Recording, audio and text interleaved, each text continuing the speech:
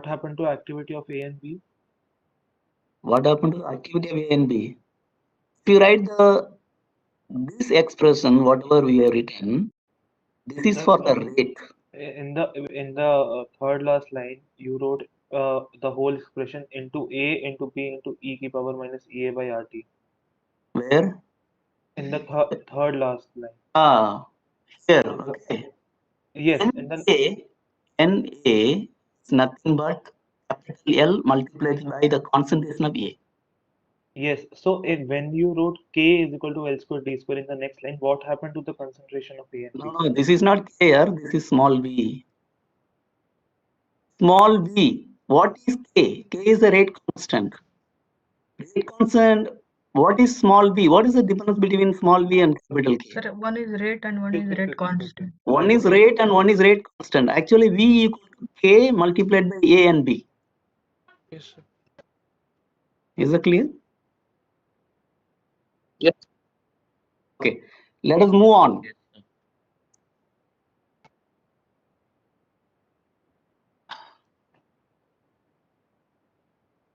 So if you want your capital A and the rate constant in the conventional unit, what is the conventional unit we use? That is usually either dm cubed mole minus 1 second minus 1 or meter cubed mole minus 1 second minus 1. So the expression for A has to be mathematically modified if you want to report your rate constant in the conventional unit. For example, I've written a numerical problem. Again, you don't have to write it. I'm going to share the slides. If you have a reaction between CH3 and H2, using collision theory, one can calculate the value of K at a particular temperature. The collision diameter is given. The collision diameter in this case is given as 3 into 10 to the minus 10 meter. Assuming that the activation energy is close to 0 for this reaction, you can find out what is going to be the value of K. K will be same as capital A, which is given by this expression. You can just substitute the numbers and you can find out the value of K is going to be something like this. 4.06 into 10 to the power 11 dm cubed mole minus 1 second minus 1. So this is a very simple numerical problem one can work out. Only thing you have to keep in mind is you have to substitute the reduced mass in kilograms and you have to substitute the collision diameter in meter and the temperature. Very, very simple. Looks like collision theory. The collision theory assumes the molecules are odd spheres and then you come up with one expression and then try to find out what is the value of K and what is the value of A. Obviously, any theory has some problems. When the theory is proposed, people are very happy, at least we have a theory. But then they later on came up with some discrepancies. Most often, for some reactions, for example, the observed and the calculated rate constant, there is to be discrepancy, and usually the calculated rate constant usually is higher than the observed rate constant. That is what is written in the second point. So what may be the problem with the theory? The problem may be that you are assuming hard sphere collision. Probably this is not adequate. The collision theory, when it was proposed, the orientation of the molecules was not taken care. In other words, people were thinking that every collision will lead to formation of product. That may not be true. The collision has to be effective. In other words, you have to have, for example, a direct hit. If it is going to be a hit from the side, for example, we call it as a grazing collision, that may not lead to the formation of the product. So people started worrying about modifying the collision theory by introducing something in the expression they started introducing something called P. The P is called the steric factor. Basically, it represents the fraction of collisions that are effective. What is mean by this? Suppose P equal to 1, that means we are talking about all the collisions are effective.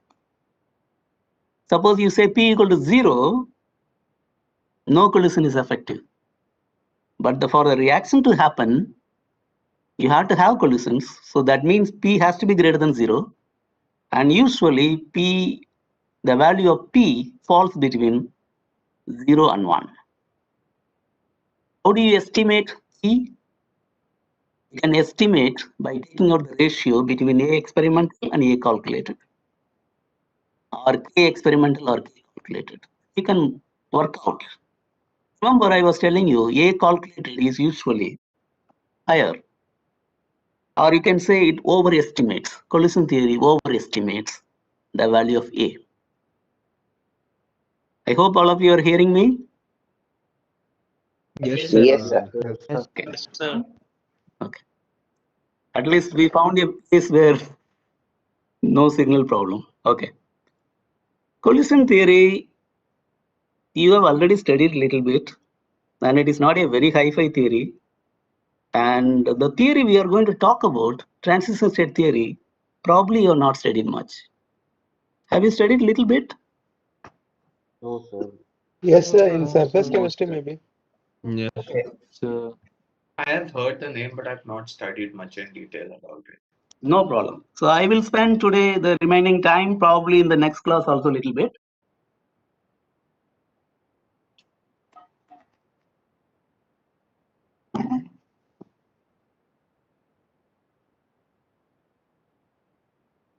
Okay.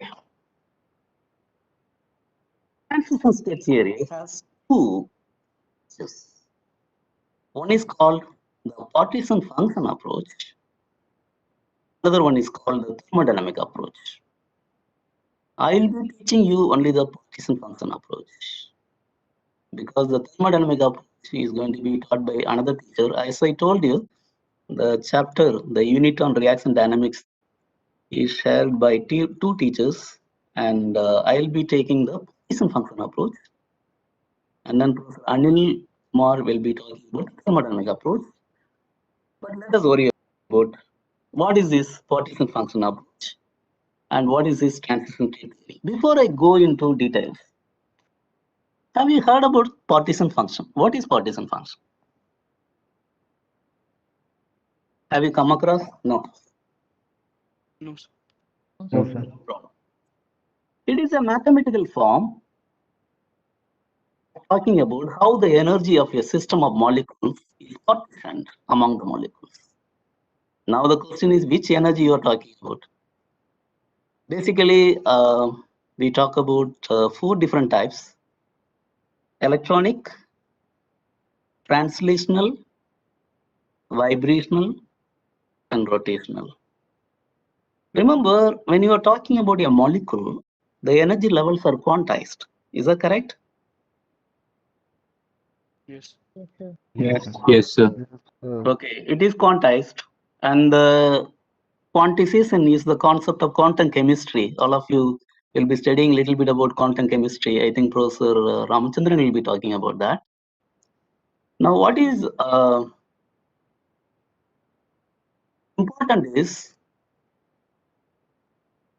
we use the molecular discreteness of the energy levels and try to find a link between the microscopic properties and the macroscopic properties. So now when I say microscopic properties, on the basis of discreteness of energy levels, can you calculate the value of K? Remember, when you are talking about rate constant, are you talking about rate constant of a molecule? No, we talk about rate constant of assembly of molecules. So when you talk about simply molecule, we are talking about discreteness in the energy levels. But when you have a collection, can you describe a reaction on the basis of a simple molecule, its discreteness of the energy levels? This is what is the concept of using partition function approach. In fact, there is a thermodynamics, statistical thermodynamics. I don't know whether you have heard this word, statistical thermodynamics, Boltzmann law. Have you heard about this? Sir, yes, sir. Boltzmann Yes, law sir. from Yes, sir. Boltzmann law. No. Yeah, Okay. Statistical Boltzmann thermodynamics, distribution curve. what it talks about is it connects macroscopic thermodynamic properties with something microscopic. That is, for example, you talk about how the molecules can be arranged in different energy levels. Can you connect that with entropy? Can you connect with Gibbs free energy? Can you connect with enthalpy and so forth? Remember, Gibbs free energy, enthalpy, entropy, these are all, we talk about assembly of molecules. Okay, we are doing a reaction in a flask where we are talking about assembly of molecules, moles of reactants. So basically, to summarize, partition function is something molecular, how the energy is partitioned. Now, which energy I was telling you, translational, rotational, vibrational, and electronic. Now, if you want to calculate the partition function, which I am going to mathematically define in the next slide, you need to know the molar mass, temperature, volume of the system, intermolecular distance, molecular motion. When I say molecular motion, you are talking about translation, vibration, rotation, for example. Now, let us move on to the next slide.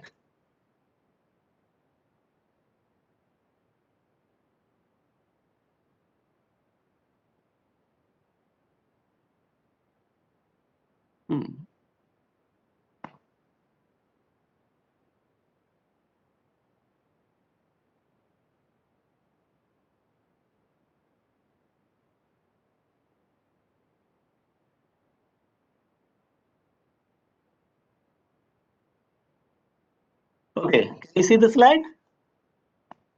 Yes, sir. Yes, sir. Okay. Yes, sir. Now listen to this carefully, okay? Probably like, you are hearing first time and then you will have problem. Let me know if you have any problem. If we talk about the total energy of a molecule, it can be written in terms of 4 different components. Translational, rotational, ET stands for translational. Sir, Or voice is stands for- breaking, sir. Okay. Sir, your voice is not Yes, clear. sir, your voice is breaking. Okay, fine. Just hold on.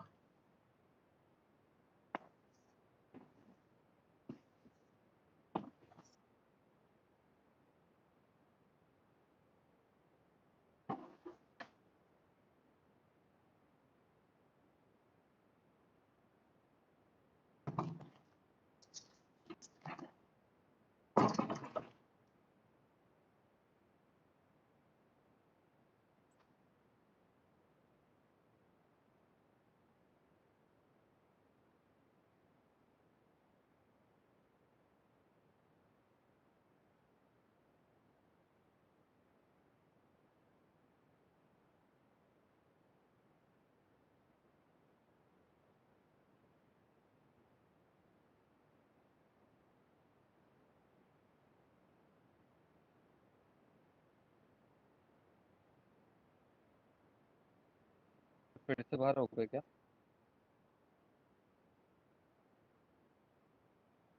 Hello sir, बाहर हो गए?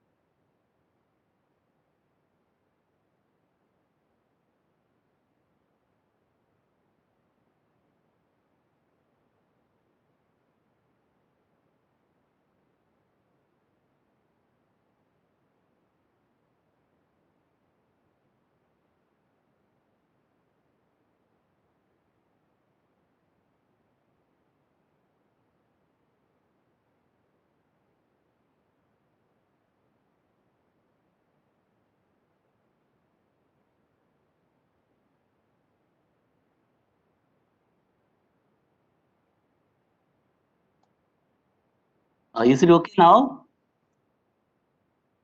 Yes, sir. Yes, sir. Yes, sir. Okay. I don't know. Today is a network, IITR network anyway. So don't worry. I will cover everything. Don't worry.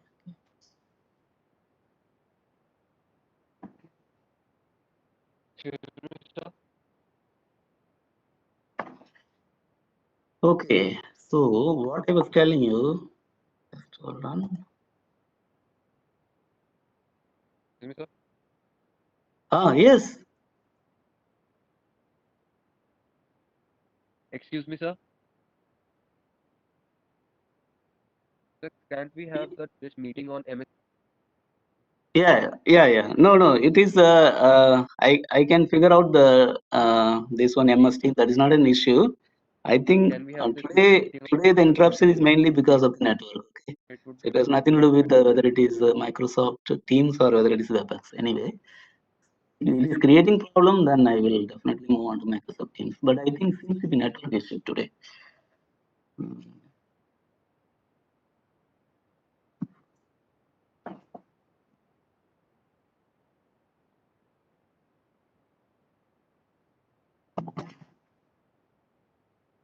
Sir, now your voice was clear. That is Now clear it for is. like just for a Is, few is minutes, and clear? after that it's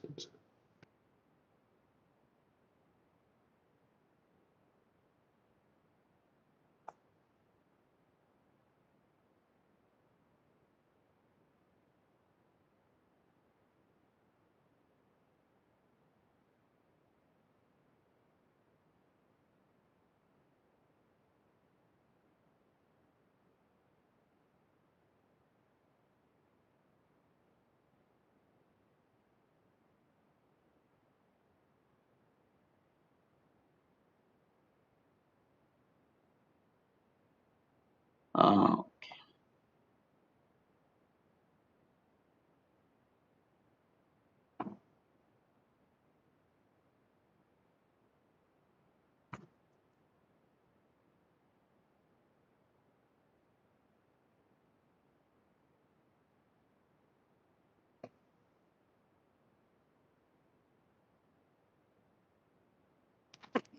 can you just clear this?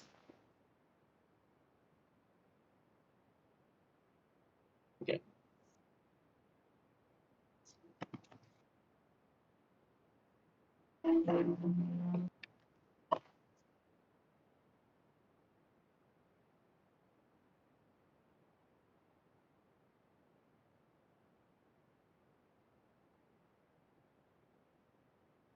So do you also have some recorded lectures previous or this one so that we can view it and clear our doubts?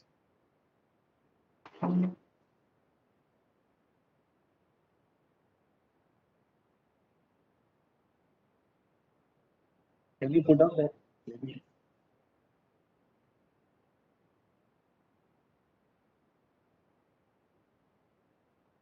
Network, do you have network problem today?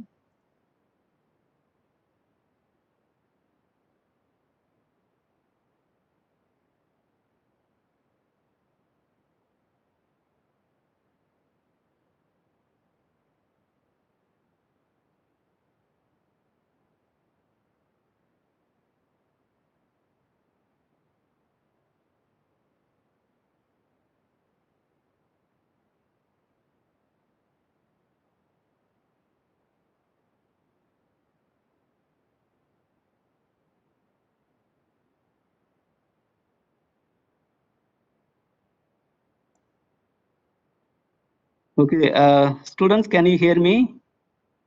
Yes, sir. Yes, sir. Sir, Yes, sir. Yes, sir. Yes, sir. Yes, sir. Yes, sir.